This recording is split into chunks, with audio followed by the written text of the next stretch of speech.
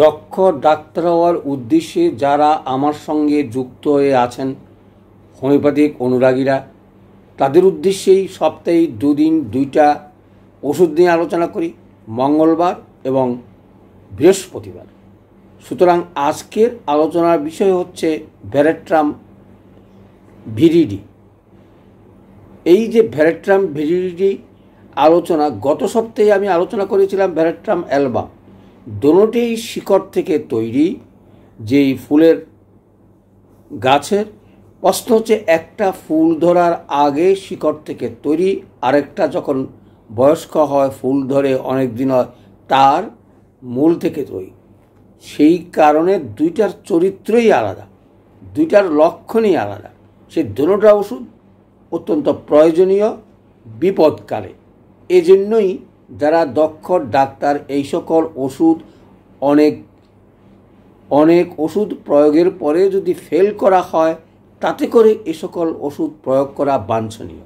সেই কারণেই যারা দক্ষ ডাক্তার হওয়ার উদ্দেশ্যে আরও 100টি ওষুধ আলোচনা করে সেবা দেওয়ার লক্ষ্য আছেন, তাদের উদ্দেশ্যে বলছি, ওষুধগুলো যেরকম দরকার সেরকম বিপদও থাকে। এই ওষুধটার বিপদটা নিয়ে আমি একটু আলোচনা করব। মনে রাখার চেষ্টা করবেন, শেষ পর্যন্ত দেখবেন, তা না হলে বুঝবেন না হোমিওপ্যাথিকের লক্ষণ, প্রয়োগ এবং রোগ নিয়ে আলোচনা করা। এর আগেও আমাকে 2-1জন অনুরোধ করেছে যে স্যার রোগ নিয়ে আলোচনা করেন। আমি রোগ নিয়ে আলোচনা করার উদ্দেশ্য হচ্ছে আমাদের যেন লক্ষণ মতন ওষুধটা মনে থাকে, সহজে যেন রোগ দৃষ্টে আমরা ওষুধটাকে মনে রেখে লক্ষণ মতো প্রয়োগ করতে পারি। মনে রাখার সুবিধার জন্যেই রোগের নাম নিয়ে আলোচনা করা। তাহলে চলে আসি এটার প্রয়োজনীয়তা কোথা থেকে আসছে, কিভাবে আমরা প্রয়োগ করব সেটা নিয়ে। গত সপ্তাহে যখন আমি ভেরেট্রাম অ্যালবাম আলোচনা করেছিলাম, তখন বলেছিলাম সেই ওষুধটা কলেরা, উন্মাদ, হার্ট ডিজিজ, অর্থাৎ হার্টের বিট যদি কম হয়, ধীর গতি হার্ট থাকে, তাহলে আমরা সেখানে প্রয়োগ করব। আরও অনেক লক্ষণ মতন ওষুধগুলো প্রয়োগ করার কথা বলছি, কারণ আমরা অন্য ওষুধে ফেল হলেই কলেরাতে সচরাচর আমাদের কাছে রুগীরা আসে না, তারপরও জেনে রাখার জন্যই সেই ওষুধটা বলছি। আজকে কিন্তু ওষুধের নামের সঙ্গে যদিও মিল থাকে, অর্থাৎ ভেরেট্রাম ভিরিডি। এই যে ভেরেট্রাম ভিরিডি, এই ওষুধটা কী রোগে কাজ করে সেই দৃষ্টিই আমরা লক্ষণটা মনে রাখতে পারি। যদি এই লক্ষণ না থাকে, কখনও এই ভেরেট্রাম ভিরিডি প্রয়োগ করার কথা চেষ্টা করবেন না, তার বিপদ আছে। সেটাই আমি আলোচনা করব শেষ পর্যন্ত। চলে আসি, তাহলে মূল লক্ষণটা কী? দেখুন, প্রত্যেকটা ওষুধের মূল লক্ষণটা যদি মনে রাখতে পারি, তাহলে ওষুধটা সহজেই আমরা প্রয়োগ করতে পারি। এখানে বলছে মূল লক্ষণ হচ্ছে জিহ্বার মাঝে লাল ডোরা, অর্থাৎ জিহ্বাটা যদি সাদা ময়লাযুক্ত হয়, হলুদ হয়, এবং তার মাঝে যদি আগাগোড়া একটা লাল ডোরা থাকে, তাহলে আর দেরি নয়, আমরা এই ওষুধটা প্রয়োগ করতে পারি। এই লক্ষণটা মনে রাখার জন্য সবাইকে অনুরোধ করব, এই লক্ষণ না থাকলে আমরা এই ওষুধ প্রয়োগে যাব না। যত রকমের রোগে হোক, এই ওষুধটা আমরা প্রয়োগ করব। আমি দেখাবো কিভাবে আমরা মনে রেখে ওষুধটা প্রয়োগ করতে পারি। তাহলে এটা হয়ে গেল। দ্বিতীয় লক্ষণ হচ্ছে আকস্মিকতা, প্রদাহের প্রচণ্ডতা। হঠাৎ আমরা তো বুঝি, হঠাৎ রোগ অ্যাকোনাইটিস হতে পারে, বেলেডোনা মতন হতে পারে। আকস্মিকতা এবং প্রদাহের প্রচণ্ডতা, প্রদাহ নিয়ে আমি এর আগে আলোচনা করেছি। অর্থাৎ যদি ব্যথা ফুলা যদি বেশি থাকে কোনো জায়গায়, তাহলেই এই ওষুধটা আমরা ব্যবহার করতে পারি। সেই জন্যই বলছে আকস্মিকতা, প্রদাহ এবং প্রচণ্ডতা। আমরা এই ওষুধগুলো ব্যবহার হয় না কেন? তখন আমরা কি করি? অ্যাকোনাইট, বেলেডোনা, ব্রায়োনিয়া দিয়ে আমরা সেবাটা সেরে ফেলি। সুতরাং আর প্রয়োজন হয় না। কিন্তু আমরা যদি চিন্তা করি ওষুধ ফেল করে, ওষুধ যদি কাজ না করে, তাহলেই কেবল চিন্তা করতে হবে এই লক্ষণের ভিত্তিতে আমরা যেন ওষুধটা প্রয়োগ করতে পারি। কী লক্ষণ? আকস্মিকতা, প্রবাহের প্রচণ্ডতা, অর্থাৎ অনেকটা অ্যাকোনাইট বা বেলেডোনার মতো। চলে আসি 3 নম্বরটা হলো সবচেয়ে মনে রাখার মতো, অর্থাৎ মন্দগতি নাড়ি। নিশ্চয়ই তোমরা মনে থাকে মন্দগতি নাড়ি মানে কি? যদি ধীর গতিতে আমাদের স্পন্দনটা হয়, হার্টের স্পন্দনটা হয়, তাকে বাড়ানোর জন্য অনেক সময় এই ওষুধ প্রয়োগ করা হয়। তোমাদের নিশ্চয়ই মনে আছে মন্দগতির নাড়ি আর একটা ওষুধ আছে ডিজিটিলিস, যার অপব্যবহারে এলোপ্যাথিকের মতে পরে অনেক ক্ষতি করে, এখন আর ব্যবহারই করা হয় না। এই ওষুধটাও তাই, একই রকম। অর্থাৎ তাড়াহুড়া করে কোনো রোগীর আমরা যেন হার্টবিট তাড়াতাড়ি না বাড়াই, সেই ডিজিটালিস পড়তেই এটার সঙ্গে এটার তুলনা হতে পারে। একমাত্র কারণ যদি আমরা হার্টের গতি বেশিকে তাড়াতাড়ি কমাতে চাই অথবা ধীর গতিকে তাড়াতাড়ি করতে চাই, এই ওষুধগুলো যেন অপব্যবহার না হয়, সে কথাটা বারবার মনে রাখবেন। ন্যাসের একটা কথা দিয়ে আমি শেষে বলবো এবং চেষ্টা করব। চলে আসি তারপরে কি, তারপরে হচ্ছে মস্তিষ্কের পশ্চাৎভাগে ব্যথা এবং বেদনা, এবং অনেকটা ইয়ের মতো উন্মাদের মতন, অর্থাৎ মাথা চালু করে এবং ব্যথা বেদনাটা খুব বেশি মস্তিষ্কের পিছনে। আর প্রত্যেক দ্রব্য খেলেই সেটা মিষ্টি লাগে, অর্থাৎ যে কোনো জিনিসই খাওয়া হোক, অতিরিক্ত একটু খাইলেই জিনিসটা তার কাছে মিষ্টি স্বাদ হয়। এই 4-5টা লক্ষণ যদি মনে রাখতে পারি তাহলেই আমরা ডিজিটালিসকে কাজে লাগাতে পারবো। তাহলে তো বুঝলাম স্যার এই লক্ষণ কোন রোগে কোথায় গিয়ে কাজ করবে। আমরা লক্ষণ একটা কথা মনে রাখবো, সেটা হচ্ছে জিহ্বার মাঝে দাগ এবং হার্ট বিটটা কম, এবং অনেকের হয়তো বেশি। এই বেশিকে যেন তাড়াতাড়ি না কমাই আর কমকে যেন আমরা তাড়াতাড়ি না বাড়াই।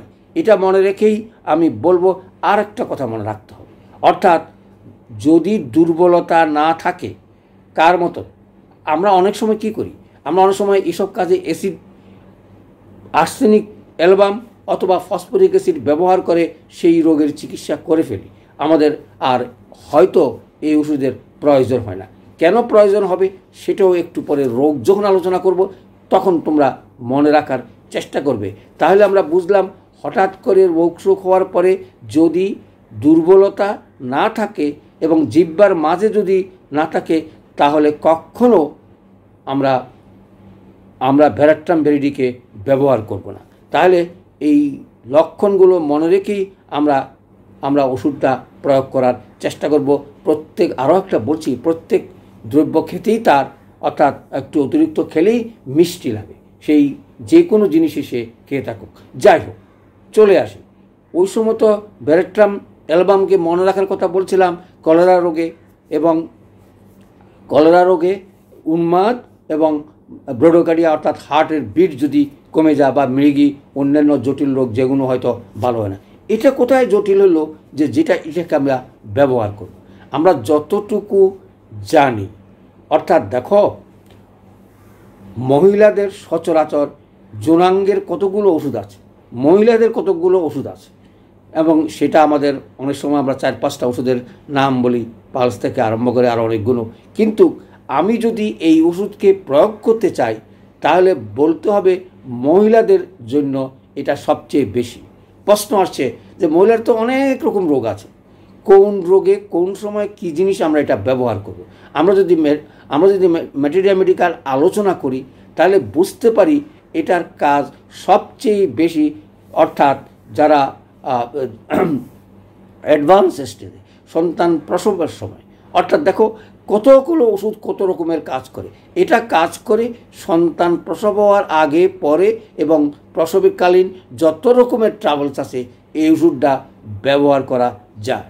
তাহলে কী রোগ হয় সচরাচর সেটা যদি আমরা মনে রাখতে পারি তাহলে প্রসবান্তিক জ্বর, অর্থাৎ আমরা যেটা সূতিকা জ্বর বলি, তারপরে তর্কা সেই মুহূর্তে, তারপরে রোদ, দুগ্ধজ জ্বর, প্রসূতি, স্তনের বোটা ক্ষত হয়ে যাওয়া, বাদক বেদনা, এই সকল রোগে আমরা ব্যবহার করতে পারি। সবচেয়ে বেশি ব্যবহার হচ্ছে যেটা প্রয়োজনীয় সেটা হচ্ছে আমরা প্রসূতির তর্কা বা এক্লেমসিয়া। অর্থাৎ এই যে এক্লেমসিয়ার অনেক সময় ওষুধে খুঁজে পাওয়া যায় না, কিন্তু আমি মনে করি যতটুকু পড়ালেখা করে বুঝতে পেরেছি এই ওষুধটা, অর্থাৎ সন্তান প্রসূতি জন্ম দেওয়ার আগে, পরে এবং প্রসবকালীন এই ওষুধটা সবচেয়ে ব্যবহার প্রয়োজনীয়। সেই কারণেই এখানে বলছে প্রসবান্তিক জ্বর, প্রসবান্তিক তড়কা এবং রজরোধ, দুগ্ধ জ্বর, প্রসূতি স্তনের বোটা এবং বাদক বেদনা এবং আমরা অ্যাক্লেমেশিয়া বা তড়কা আমরা বলতে পারি। তাহলে এইটাই সবচেয়ে প্রয়োজনীয় কথা। যখন আমরা ওষুধে ফেল করব তখনই এই ওষুধটা প্রয়োগ করার কথা চেষ্টা করব। তাহলে ভ্যারাট্রাম ভিরিডির মতন, ভ্যারাট্রাম অ্যালবামের মতন এটা আমরা মনে রাখবো যে প্রসূতির ওষুধ, অর্থাৎ সন্তান সম্ভব আছে, সন্তান জন্ম দেওয়াকালীন যত রকমের ট্রাভেলস হয় এই ওষুধটার কথা মনে রাখলেই আমরা ব্যবহার করতে পারব। তারপরে আরও অনেক ওষুধে আছে, সেখানে একটা রোগের কথা বলা আছে, সেটা হচ্ছে নিউমোনিয়া, তাণ্ডব রোগ। এই নিউমোনিয়াতেই ন্যাসে সুন্দর একটা বলছেন, যথেষ্ট উপকার উনি নিউমোনিয়াতে পেয়েছিলেন। কিন্তু দেখা গেল কি, এটা প্রয়োগ যদি করে অথবা মাত্রা যদি বেশি হয় তাহলে রোগী আর বাঁচে না, হার্ট ফেল করে মারা যায়। এই কারণটা উনি সুন্দরভাবে ব্যাখ্যা করেছেন। অর্থাৎ যেটা আমরা ব্যবহার করে নিউমোনিয়া রোগের সুন্দর কাজ করে, কিন্তু সে হার্টের উপরে এফেক্ট করে। অর্থাৎ হার্টকে সে স্টিমুলেন্ট করতে গিয়ে তার যে ধরন, অর্থাৎ সেটা হার্টবিট বাড়া বা কমা, সেটার উপরে আক্রমণ করে লাংসের সঙ্গে সঙ্গে, অর্থাৎ নিউমোনিয়ার রোগী মারা যায়। এই জন্যই উনি এটাকে ব্যবহার করা থেকে দূরে থাকার কথা বলছেন, কারণ এটা যেটুকু উপকার করে সেটা ক্ষতিও করতে পারে যদি আমরা নিউমোনিয়াতে তাড়াহুড়া করে এই ওষুধে ব্যবহার করি। কারণ লক্ষণ ছাড়া কোনো ওষুধই ব্যবহার করা উচিত না। তারপরে হয়তো উপকারের জন্য আমরা হয়তো ব্যবহার করি, তবে তখনকার সময় ছিল শততম পদ্ধতি। কিন্তু আজ অথবা মাত্রা অথবা ছিল 6, 3, 6, 24 বা 30, তখন উপরে মাত্রা ব্যবহার করা হতো না, কম ব্যবহার করা। এখনও উপরে মাত্রা আমি মনে করি ব্যবহার করা উচিত না, কিন্তু আমাদের পঞ্চাশোত্তম পদ্ধতিতে এই ভয় থাকা উচিত নয় বলে আমি মনে করি। তারপরও তোমাদের উপরে এটা রইল, তোমরা প্রয়োগ করে দেখবে তার অবস্থাটা কি, এবং সেই পরীক্ষিত ওষুধের গুণাগুণ তোমরা আগামী প্রজন্মের কাছে রেখে যাবে। চলে আসি তারপরে কি, তারপরে যে সকল রোগগুলো হয়, আমি গরনালীর প্রদাহ, শিশুর তড়কা, বিসর্প এবং জ্বর।